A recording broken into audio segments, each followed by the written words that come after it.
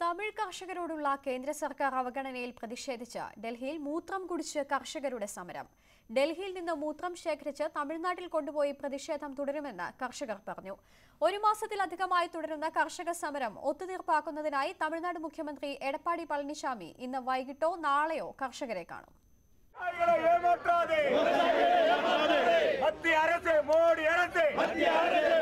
തമിഴ്നാടിന് വരൾച്ചാ ദുരിതാശ്വാസം ആവശ്യപ്പെട്ടുള്ള കർഷക സമരം 40 ദിവസം പിന്നിട്ടിട്ടും കേന്ദ്ര സർക്കാർ മുഖം തിരിക്കുന്നതിൽ പ്രതിഷേധിച്ചാണ് കർഷകർ സമരം കൂടുതൽ ശക്തമാക്കിയത്.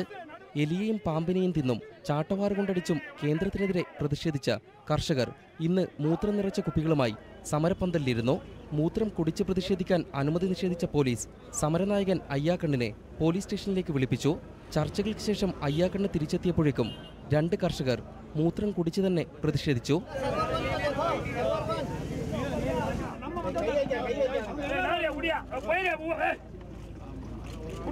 വെള്ളം തരാത്ത കേന്ദ്ര സർക്കാരിനെതിരെ മൂത്രം കൊണ്ട് പ്രതിഷേധിക്കാൻ അവശേഷിക്കുന്ന മൂത്രം ബക്കറ്റിൽ ശേഖരിച്ച് തമിഴ്നാട്ടിൽ കൊണ്ടുപോകും.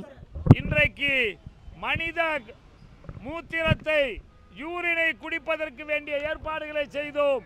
போலீசார் எங்களை குடிக்க வேண்டாம் என்று கூறினார்கள், எல்லோரும் குடிக்க வேண்டாம் என்று கூறினார்கள்.